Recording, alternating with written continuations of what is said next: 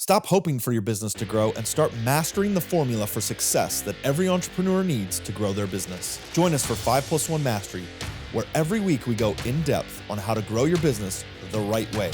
Learn more at 5+1mastery.com. And that's the whole idea, is if you create enough passive income between your business and your investments, your real estate investments, you are essentially financially free. You've created financial freedom. Now you can spend your time doing the things that you really are passionate about, spending time with family, friends, charity, giving back to humanity, Agreed. Educating people, whatever it may be. I'm your host, Chaz Wilson. I bring you successful entrepreneurs, add valuable wisdom to your journey, and help you succeed. Welcome to Connect, Share, and Prosper. Hey everybody, welcome to another episode of Connect, Share, Prosper. I'm your host, Chaz Wilson. We are in for a treat today because we have, well, probably selfishly, one of my favorite topics to discuss today. So this is going to be a good selfish Connect, Share, Prosper episode for me, but I know you listening today, you're going to get a ton out of it. And again, I'm your host, Chaz Wilson. I want to introduce our guest. Marco Santarelli is an investor, author, Inc. 5000 entrepreneur, and the founder of Norada Real Estate Investments, a nationwide provider of turnkey cash flow investment property. And if you're not sure exactly what that means, just stay tuned because we're going to dive into it. But I want you to understand that his mission is to help 1 million people create wealth and passive income and put them on the path to financial freedom with real estate. He's also the host of a top-rated podcast, Passive Real Estate Investing. Please help me welcome Marco Santarelli to Connect, Share, Prosper. Welcome. Hey, Chas, I am honored to be here. Thank you so much for the invite, and I'm looking forward to speaking with you and your audience.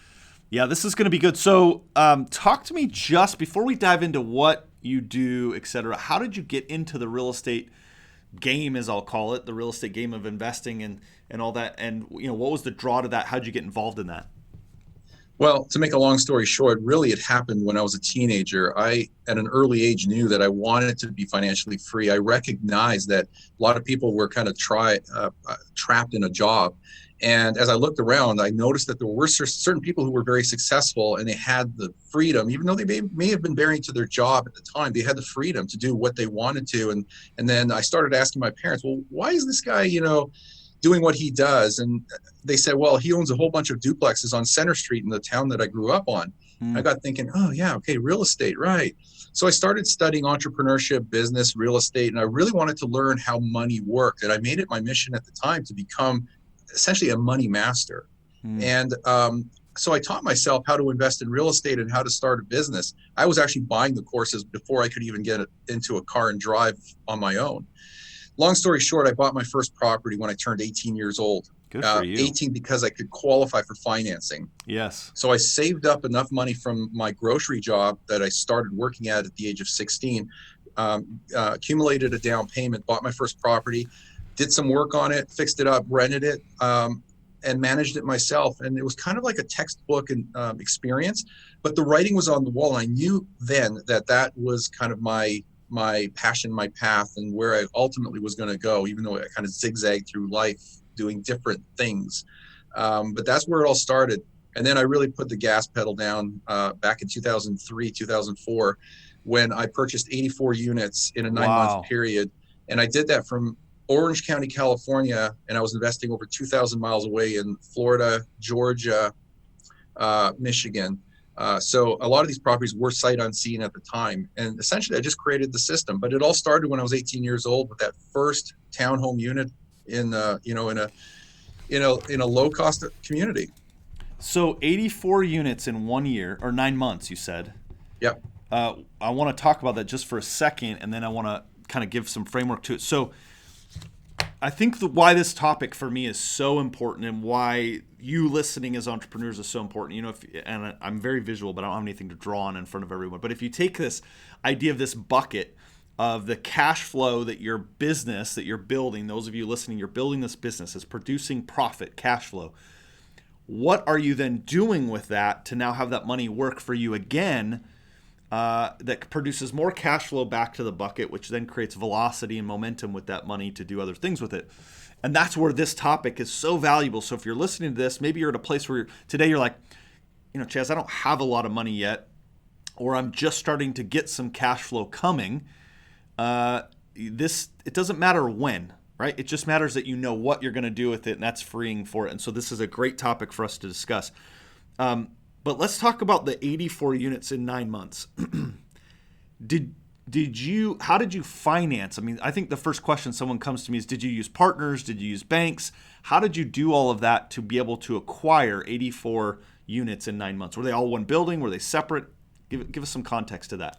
Okay, so it's a great question. I get asked this question quite often. And the first thing I want to say, just to kind of create some context, is if you remember back in the early 2000s, there were the credit was very loose. And so the running joke is if you could fog a mirror, you could qualify for financing. Right. So back then, we had the stated income loans, the no income, no asset loans, and then what we called the ninja loans, no income, no asset, no job. So it was very easy to get financing. So that helped. Second, in a lot of the markets early on, we were in a buyer's market. So as a buyer, you had an advantage with a seller, which allowed me to negotiate seller financing and special terms with a lot of the sellers of these properties. So I was quite literally able to either get financing from the seller, meaning that they would keep their mortgage in place and I would just continue it and then refinance it later, or they would finance a portion of the down payment. So I was coming in for very little down to no down, and then getting a stated income loan. Those were two big things. Yes. So it was just easy credit. That was a main factor. And then what I was purchasing was a combination of single family homes, duplexes, fourplexes, and then two small apartment complexes. But the aggregate total ended up being 84 units. And then there was some new construction sprinkled in there as well, which interestingly enough, back then they had something called a construction to perm loan, which means that you qualify for a construction loan. The builder built the property and then it automatically converted or modified into a permanent loan. So you only had to close one time, but you ended up with two different loans. And that made it very easy to buy new construction down in Florida at the time. Long story short, that's how it happened. It was just easy credit and then understanding that you could negotiate with sellers to either finance the property for you because they could, and it was easy to do, or they would carry some of the financing for you and allow you to pick up a property for virtually nothing down. Wow, awesome. So the reality is that you have a ton of experience in this game. Like this isn't like something you go, oh, I just watched an infomercial today and I'm going to jump into buying real estate today. You've got a lot of experience, which has now helped you move into what you're doing now. And this is really where I want to focus a good part of our discussion because it's so timely with a lot of conversations I'm having personally and with some friends and those that are looking to invest. So it's powerful. You do what is in the, and again, I use this, let's not assume that anyone watching knows any of these terms. So for that, I'm going to kind of dig on some of these terms. But when we see turnkey cash flow investment property, what are we saying when we use that phrase? Because that's what you do. Well, there's a lot to unpack in just that one sentence and that one question. So let's break it down a little bit because it's a brilliant question. First of all, there are different ways to invest in real estate and there are different types of property. And if you go back to the 2003, 2004, up to 2006 era, before the crash, a lot of people who thought they were investors were really not investing. Mm-hmm. They were speculators. They were buying properties because they wanted to see the price go up. And back then we were seeing virtually every market appreciate. Some markets appreciate in double-digit rates, annual rates. I remember. Yeah, and so a lot of these people were essentially speculators. They weren't investors, and I say that because they didn't have positive cash flow. They were just trying to hold out for 12 months and then flip that property to the next person or the next sucker, if you will. So true, man. I'm only laughing because I've almost said those words verbatim several times because that's what it was. By the way, and again, you don't know some of my background, but I was involved in real estate at that time. I had a real estate franchise and was a real estate agent at that time. So I saw this stuff too. It was like insane. From a real estate agent's side, it was sometimes like exciting because I would help somebody buy the house, and a year later they were turning around and listing it with me, and they're still making a huge check on it. But you're right, it was total speculation. Yeah, and if they were smart, they would have taken that equity and do what my team and I here do for so many investors today. Because again, we're in a situation where a lot of people are equity rich and cash flow poor. Correct. Especially on the coastal markets. And you're from California, I'm in California, and we see people that are sitting on a ton of equity, and they can turn that dormant or dead equity, it's idle, and turn it into cash flow immediately. Yes. And all of a sudden now they're making, $1,000, $2,000 a month in passive income, and it's a great thing. But anyway, that's a separate question, separate topic. Back to your question. Back then, so many people were speculating that they were really just speculators, not investors. So that's the first thing to differentiate. So when we talk about turnkey cash flow property, number one is we're making sure that the properties are generating positive cash flow each and every month. It's, the old saying, the check's in the mail. Yeah. Well, now it's all ACH. It's automatically deposited into your bank account. But essentially, you have passive income. And now if you can do that with one property, you can do that with 2 and 3 and 4, 5, 10, 20 properties. Now all of a sudden you're making $2,000, $3,000, $4,000 a month in passive income. You get to a point where you become financially free. So cash flow is the first element. Now the term turnkey is something that was around when I started this business 16 and a half years ago. So essentially January of 2004. Very few people used the term turnkey back then, but I liked that term and I marketed the crap out of it everywhere that I could, online and offline. And essentially it became the new buzzword. And I'm not saying I'm taking credit for it, but I certainly became a catalyst to accelerate it. Sure. So what does turnkey mean? Well, there's no formal definition in our industry of what a turnkey real estate investment is, but now it's plastered everywhere. So I wanted to raise the bar and create a definition of what a turnkey real estate investment is, because I wanted to say, hey, all these other people are selling you rent-ready properties, but that's not exactly turnkey. So turnkey is essentially this. It's real estate. It's a real estate investment. It doesn't have to be a single family home, but essentially a real estate investment that's in a good market. We can define all these things, by the way. Yes. A good market in a good neighborhood that is in new or like new condition, has positive cash flow. Has positive cash flow. Mm-hmm. It is tenant occupied, professionally managed, and has no deferred maintenance, which is essentially, the like new condition. So what you have is an asset that's generating cash flow from day one, that is as passive as possible while still having 100% ownership, 100% control of this asset. So it's not like a REIT or a paper asset that you're investing in. You actually control or own this property. And that's turnkey. So if you can invest in real estate with very little to no hassle, have it professionally managed, and it generates income for you and over time creates wealth, that is a turnkey real estate investment. And the experience of going through that, which is what we specialize in, is the turnkey real estate investing experience. And they all just fit hand in hand. And the positive to that is, I think most people look at, I don't think many people wouldn't argue the fact that they understand real estate is a great asset to own, to buy for cash flow, for appreciation, for tax depreciation, all of the things. But where they get stuck is they get ready to do it, and then they hear all the stories of, you're going to have to manage it, you're going to have to do all this, et cetera, and so then they stop. And where you become this great solution is to say, me as an investor, I've got X amount of dollars. This is the kind of return I want to look for that cash, sort of a cash on cash kind of return for this.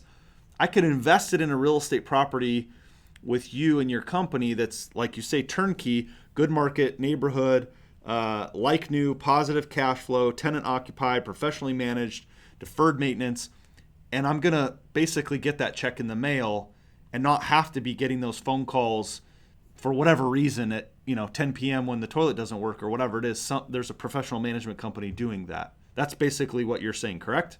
100%. Yeah, you should not be, unless you do property management, you understand it, and it's something that you really want to do. You could manage your properties even from 2,000 miles away. There are a lot of real estate investors that have large portfolios that self-managed, and they just have the teams on the ground, and they call them on an on-demand or as-needed basis. So essentially, they eliminate that person, the property management company. But my question to you is why? Your audience are entrepreneurs and business owners, and they're trying to create this great asset for themselves, and they're following their passion. They're doing what they love, and they're creating, income and chunks of cash and wealth through their business, which is fantastic, because businesses are actually the best investment, if you want to call it that, the best investment you could possibly make, because it provides you the highest leverage of any kind of investment or asset out there. And there's no ceiling, there's no cap. Right. It's the most scalable type of thing you could do. But now that you've got this successful business and you're creating what I call chunks of cash, we talked about this before we started recording. What do you do with these chunks of cash? Yeah. You need to be smart enough to understand how to be a successful investor, not just a successful entrepreneur or business owner. So now you take these chunks of cash and you invest that into income producing assets that are inflation hedges, that provide leverage, that can be managed and provide passive income. And that's the whole idea, is if you create enough passive income between your business and your investments, your real estate investments, you are essentially financially free. You've created financial freedom. Now you can spend your time doing the things that you really are passionate about, spending time with family, friends, charity, giving back to humanity, Agreed. Educating people, whatever it may be. Those are the things I love to do now. So you need to stay focused on your business and create a successful business that provides you the income that you can take to create passive income sources. So for those who are friends of Connect, Share, Prosper, who are very involved in master networks, let me connect some dots for you. You probably already have, but for those who may be new, one of our good friends of the show, one of my personal dear friends, and someone who's very involved in our programs, who runs a company called Cashflow Tactics. Ryan Lee runs Cashflow Tactics with Brad Gibb and Jimmy Vreeland and some others. One of the things they talk about is how to be financially free. Is when you have that passive income that exceeds your expenses, you are financially free. And for most people, they think it's way higher than it actually is when you really get that strike number down to what it needs to be. Now, how do you do that? One of the ways you do that is with the turnkey real estate that Marco's talking about today. And so I kind of want to dive into this a little bit if you're game to talk about it exactly how it works. So I went on your website, I printed off. You want to give everyone your website so at some point listening to this, they can go to your website and check out what I'm looking at here. What's your website? Yeah, there's two websites. The one that the printout you're showing is from noradarealestate.com, Norada, noradarealestate.com. That is our core business. Yep. So what I've got here is some turnkey properties, and I just want to touch on this for a second. So before we dive into the properties themselves, I know one of the burning questions people will have, because I've had this discussion many times. So they'll say, okay, Chaz, I get it. Marco has created a turnkey real estate, but how does he make money on this deal? And I think it's good to be transparent because it's a win-win. So help them understand, first of all, how do you make money? And then we'll get into how they make money on a property like this.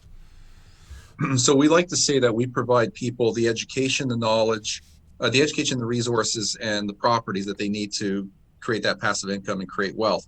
So the knowledge is really all the free articles, the downloadable reports, our ultimate guide to passive real estate investing, the podcast called Passive Real Estate Investing. That's all the education. That's all free. The resources are all the companies that we have the boots on the ground and the lenders, asset protection attorneys, tax advisors, et cetera, et cetera, et cetera. Those are resources, people and companies that we've vetted and that we worked with for years. Again, we provide those connections to you and from our network to yours at no cost, because it's just part of the service that we provide. Then ultimately, when you become educated and you've got your goals written down, you've got a plan, now we can provide you the markets and we can have these conversations through our investment counselors as to what markets you should be investing in to fulfill those goals, what neighborhoods you should be looking at to achieve those goals, the types of properties, let's analyze them, let's do our due diligence, et cetera, et cetera. All those services are provided for free. So we don't ever charge you a dime before, during, or after. And so that leads to your question, well, how do we make money? Well, in complete transparency, we are a real estate brokerage. So we get compensated from the sale side, not the buy side of the transaction. So our boots on the ground, the builders that we work with and the teams that we have assembled in the different markets are essentially our inventory sources. So when you as our client are working with us and we're helping you build your portfolio, every time you close a transaction, we get essentially what you call the quote unquote commission from that side of the transaction. So that's why we don't charge you. We can provide you tons of value, but we'll never charge you. And actually that's a flaw from, talking about your show being a business show and an entrepreneurial show. That was one of the mistakes I made early on, and I recognize it to this day, that I never created essentially a residual form of income. It's all transactional, one-off. Every time we do a sale, we get paid, but we don't have an ongoing revenue stream, which, by the way, I am working on. So we will get that taken care of. We could have that conversation another time as well. I think that would be great for you and I to have that. So let's talk about these. So I've got I went on and just grabbed a screenshot. So for example, there's a property, and I notice a lot of companies who are doing turnkey real estate are in the Midwest where the properties are. Is that because coastal communities and states typically like values are just too high to get the rents to cash flow? Or why the Midwest are most of these properties? Yeah, a great observation. So the Midwest, the South, the Southeast, South including Texas, the Southeast are where most of the markets in the United States are located that provide positive cash flow and stability. The coastal markets, most if not all, but most of the coastal markets and many pockets of the Northeast are too expensive. They're overpriced, they're unaffordable, or affordability is very low is what we would say. A metric I use, which is really more of a litmus test, is comparing the monthly rent to the purchase price, what we call a rent to value or rent to price ratio. If that is below, let's say 0.7%, then the numbers aren't really going to make sense. We try and target 1%. So a $100,000 home is renting for $1,000 a month. That's just, a quick and dirty example. Yep. But yeah, so most of it's in the Midwest, Southeast. So I'm looking at one here, for example, that's in Kansas City, Missouri. It's a 3-bedroom, 1-bath. Purchase price is $111,000. The rental income $975. Like you said, rent value ratio. This is 0.9, and it's a B+ neighborhood. So that's when you're saying these metrics can be tracked of what they are. So it's a B+. So you've got two other things on the bottom line here, and I'd like you to just. I don't want anyone watching this to think, well, gosh, I don't understand the terms of real estate. What does this mean?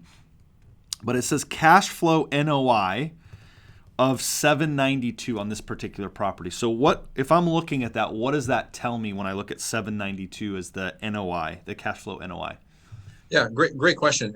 And your audience will relate to this because, if they're looking at profit and loss statements, they'll understand this. It's just the same stuff, but different terms. Yep. Not to get too deep into the weeds, but very simply put, the NOI is the net operating income. And all that means is if you take the income from a property and subtract all your expenses, not your debt service, just expenses. And I mean, literally everything. And when I say that, I'm talking about maintenance and repair, which a lot of people don't include or they minimize it. Because you want to budget for it, even though you may not be spending money today on maintenance and repairs, you got to budget for it because at some point in time you're going to have to be doing some repairs. Do you have a fixed amount you put in that, or is it a percentage of the? Well, we use 5%, 5% for maintenance and repairs, and 5% for vacancy allowance. So you may have a tenant. I have tenants that have been in the properties for 4 years plus, and they're great. We just leave them alone, and they just are happy to live there and take care of the property. But I still budget at 5%. Yes. As if I'm spending it, but if I don't, great. But anyway, the NOI is really the cash flow that the property is going to generate for you, as if you bought that property all cash. So if it's $100,000 property and you pay $100,000, no financing, the NOI is what it would generate for you, and that'll produce a cash on cash return of whatever. It could be 5, 6, 7, 8%, right? Cash on cash. Yep. It's when you start to leverage with mortgage financing that now you have a higher cash on cash return. Your NOI doesn't change, but what you're doing is you're subtracting one more thing, and that's your debt service. Right. So just again to over discuss the simplification of this, if this property says NOI, because what you're saying is this is already rented, so we already know these numbers, right? Yeah. If it's leased, you will know because there's a lot of photos on the website. If it's a property that's currently under renovation and not ready for sale, even though you could reserve it, there's only one photo, and we'll still have the numbers there. It's just we don't know specifically what the rent's going to be. If it's $1,200 a month, we're going to put $1,200 a month, but it might end up leasing for more or a little less. I got it. It's just target rent. So assuming this one is rented, and again, I don't know because I'm just looking at a screenshot, but assuming it is at $792 NOI. Again, let's say I go get a mortgage, and my mortgage is, I don't know, I'm just coming up with $500 a month. Then my cash flow would be $292 on that particular property. So for everyone listening, that's how when you look at these, that's how you would understand kind of how this works. And then you can actually dig down on your website and put in these numbers into a calculator, it appears, and then it's going to give you, and then here's what your total cash is going to be required to bring to that property and what your return would be on that. It's pretty cool. Yeah, you can create your own scenarios. So those calculators are very detailed. It provides a very detailed analysis year by year. So it's not just the actual year one, but the pro formas, and you can change those numbers to make your assumptions higher or lower. But not to gloss over something you said, because it's an important point. The fact that you can put as little as 20% down to acquire a property and control 100% of it, own 100% of it, and have 100% of all the benefits, all the appreciation and equity growth, and all the cash flow is very powerful. Because let's say you put $20,000 down on a $100,000 3-bedroom home, and you're getting all those benefits. Well, guess what? You can take your $100,000 of investable income or cash. Let's say you have $100,000. You can get 4 or 5 of these properties and generate that kind of income and build wealth, that equity growth, year after year after year, as your tenant pays down your mortgage and your properties appreciate over time. So that's a very powerful thing. So even though when you have a mortgage, your cash flow is lower, don't forget, you're not spending $100,000 or you're not investing $100,000 anymore. It's only $20,000. So you're actually getting further ahead. It's called acceleration or leverage, because you can do more, you can control more and gain more. Yes. And so now if you look at it too, now let's say I've put $25,000, I'm getting $300 a month in cash flow. I've got that cash flow plus the business is still producing profit and creating more money. So now I'm leveraged my cash, but it's creating that velocity that's starting to speed up because I'm still building up more savings and it's producing cash flow. So the opportunity for me to now get into that second property has just sped up a little bit with velocity because of that cash flow. And every time you do that, there's this multiplier effect of more and more and more. And that's why it can go faster and faster and faster as you get more of these to produce that. And that's why we see people who, friends of ours and people we talk with who start into this, and maybe it's 1 or 2 properties the first year or whatever it looks like. But by year 4 and 5, they might be buying 8 or 10 properties because of that velocity that's now building towards this. It's an awesome thing to see happen. What do you see as one of the? Yeah, go ahead. Hey, real quick. I just want to point something out because people might be wondering this. Hypothetically speaking, if I have $100,000 to invest, I could purchase one $100,000 property, and my cash flow would be whatever, $500, $600, $700 a month. Sometimes people wonder, well, what if I purchased 4 of those properties with that $100,000? So it's essentially, a $20,000 down payment plus closing costs, and then I have some extra left over for reserves. What would my cash flow be like if I had 4 of them with that same $100,000? The answer is that your aggregate cash flow, whether it's monthly or annually, is actually more owning the 4 than having just the 1. But so that's a major benefit. But there's also a second major benefit. Correct.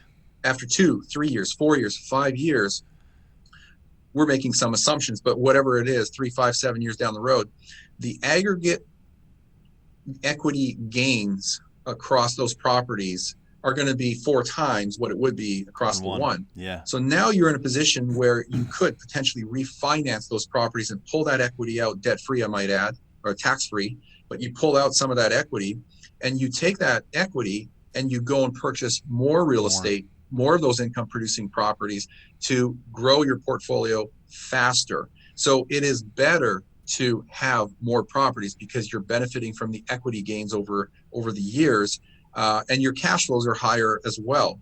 And, as a kind of a side note, it's kind of a form of asset protection in a way too, because if you own properties free and clear, you're not going to hold them in your name anyway. But if you own properties free and clear, it's a free and clear asset that someone could try to come after you to sue you if you have a lawsuit in your business. But if you have financing on it, 70-80% financing, there's less to go after from from a lawsuit perspective. Yep. And so actually, your bank is your friend. And so this brings up a thought and a question in a little different direction than I was thinking about. So do you recommend people who we have several listeners who are already now started down this road and they're doing this. Are you one that recommends that every property be in its own entity, its own LLC kind of protection, or do they buy them individually? I have an answer for you, but let me first say that I am not an attorney and this is not legal advice. Thank you for clarifying. Yes. Okay. So I've debated this question with many people for years, and I literally spent years studying this. And I've asked, literally, I know, Robert Kiyosaki's asset protection attorney, good guys, friend. I know a bunch of asset protection attorneys, and I've asked them this question. I always get slightly different answers, but at the end of the day, there's one thing that is absolutely common. Never hold assets, especially real estate. Never hold assets in your name. You always want to hold them in title holding entities like LLCs, for example. So what most real estate investors do, and what's typically advised by asset protection attorneys, is to hold your real estate in entities like LLCs, pass-through entities. They're essentially only there not for transactional business, but to hold title to that property. And then those entities, which are typically in the same state as the property. So my properties in Kansas City, for example, are held in Missouri-based LLCs. Those LLCs are not held or owned by me. They're held by a parent company inside a holding company, which is, a parent company to those LLCs. Then you get to that question, well, should I have every single property in its own LLC, or should I have like 2 or 3 properties in one LLC? Where do you draw the line? The answer is that all those make sense. You can do any of those. It's just, the question is how far do you want to take it? Yes. Some of my attorney friends will say, well, only put one property per LLC. They're cheap. It's only $150 a year. Why not? It's a form of insurance. Whereas others will say, well, decide how much equity you want in an LLC and only put enough properties in that LLC where your risk exposure is the $100,000 or the $50,000 of equity that's in that LLC. And that's where you draw the line. The problem with that is, if you want to call it a problem, is you're now exposing all 3 properties to a lawsuit if you have a lawsuit on one of those properties or from one of those properties. Now, how often does that actually happen? The reality is it's very rare, very rare. And even the attorneys will tell you that, but they still will advise it. And I still think it's a smart idea to have your properties in LLCs. So now I'm going to ask a little higher level question on that. If you're down for taking this question. So, because again, I kind of started with some basic stuff for those who are just kind of dipping their toe into this, but I know we have some people that watch this who are really kind of jumping into this game here. So how did they get around the challenge? Because most banks won't let me finance it in the name of that LLC, right?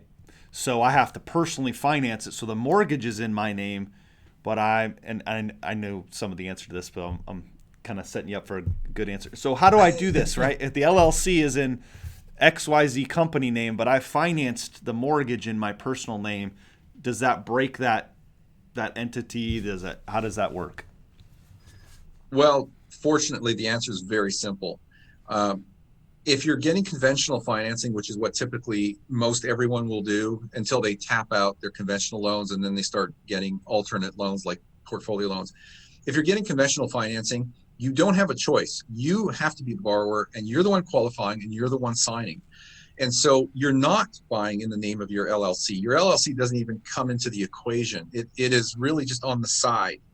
So you're going to close and fund in your name.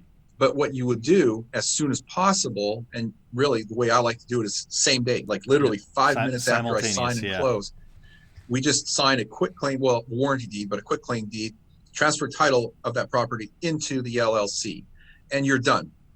And so the lender doesn't need to know that. Now, if they find out, the thing is that it's pretty rare, but if they do find out, they typically don't care. Why? Because you're making your payments. All they want are their payments every month. They want you to pay on time, and that's really all they care about. And ultimately, they're going to sell that paper anyway. Right. But what you do is you just transfer title into your title holding entity, and you're done with it. But you can't qualify in the name of the LLC, and you're not signing on behalf of the LLC. It's just an after the fact thing. And after the fact can mean 5 minutes after you sign documents with the notary. Yep. It's good, man. Thank you for letting me go like real basic to some deep stuff that a lot of people. I love this stuff. Yeah, I do too. I love the real estate. I just call it the game because it's a game if you know, and it's fun to play, and when you know the rules, and when you're when you understand what the possibilities are and how that works and how things are going. So again, how can people connect with you if they want to learn more about Turnkey Real Estate, working with you directly, et cetera? How should they best find you and connect with you? Well, my team and I are all available to anybody if you have, questions or whatever, but we put out tons of, content, free information on our websites. So really it's just the 2 websites, and you can reach my team from there. NoradaRealEstate.com, Norada. NoradaRealEstate.com. And then if you're an auditory type person, you like to listen to this type of content, on a podcast, it's PassiveRealEstateInvesting.com, and that's the home of the Passive Real Estate Investing Show. Love it. Time went fast. Like we were right in it, and like I'm looking at the time, I'm like, shoot, we probably need to record a part 2 at some point here. I'm just getting warmed up. Yeah, I mean, like, I think the power of what we're doing and what you deliver is, you can spend a lot of time. I think the 2 main assets that really qualifies Ryan Lee, who, again, I said has been on here, the core 4 and the 4 pillars that he teaches, it's your business and real estate. Those are really the 2 assets that meet the criteria for what he teaches. And guys, when you're listening to this, Turnkey Real Estate is that way that you really hits all of that criteria, brings in that passive income that creates your money really working for you. Your business is producing this cash flow, which is where we help you. And then when you're ready to take that profit and then do something to create velocity and cash flow to get you financially free, you reach out to Marco and his team to put that money to work. Otherwise, it's sitting in a bank account, not doing much with it, if at all. And as Ryan has talked about, savers are losers long term. You got to invest that money. You got to get it moving. And this is a way to do that. And I hope that you found value in this episode, you guys, where you can just go, look, now I've got an answer to what I can do with that cash flow. And stay tuned, because I think we'll do a part 2 shortly. We'll come in with something where we can maybe even dive into some numbers and give some examples to people so they can go, hey, this is something I could do right now. Maybe I have 25,000, 50,000 available with really, I think a lot of people think, Marco, I need 100, I need 200, I need $300,000 to do something. And they don't need that much to get started and to get in the game and start doing something with their money. And Marco can help you guys with that. Marco, man, what a pleasure having you on our show today. This has been a lot of fun. Yeah. If I can make a quick comment. Yeah, please.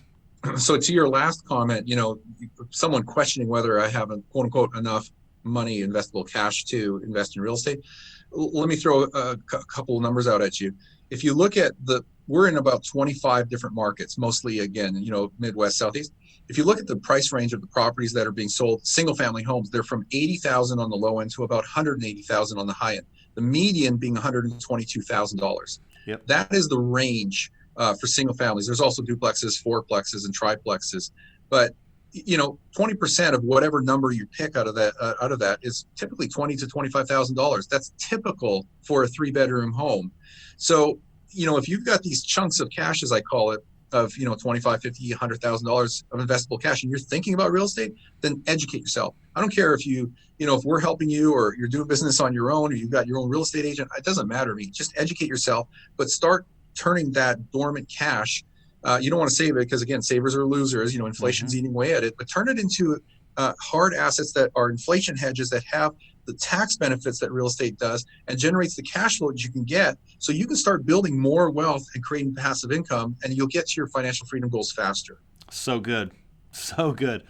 Guys, we have been just blessed today with some awesome information, and hopefully it's inspired you to take action, because, again, this is just content and information with nothing done. It doesn't really help, but take action on it. Do something today. You heard something that probably is, burning something inside and inspiring you to make a move and do something, so act on that and take that step. Marco and his team are ready to help you, give your information and help you take that step. Again, every Monday, noon Central, I bring you successful entrepreneurs who are making a difference, like Marco, who are going to share the successes, the struggles, etc., to help you, leave a legacy beyond your business. So, that being said, make sure you tune in next Monday, noon Central, to see my next guest. And again, until next time, be well, everyone. Take care. Stop hoping for your business to grow and start mastering the formula for success that every entrepreneur needs to grow their business. Join us for 5+1 Mastery, where every week we go in depth on how to grow your business the right way. Learn more at 5+1mastery.com.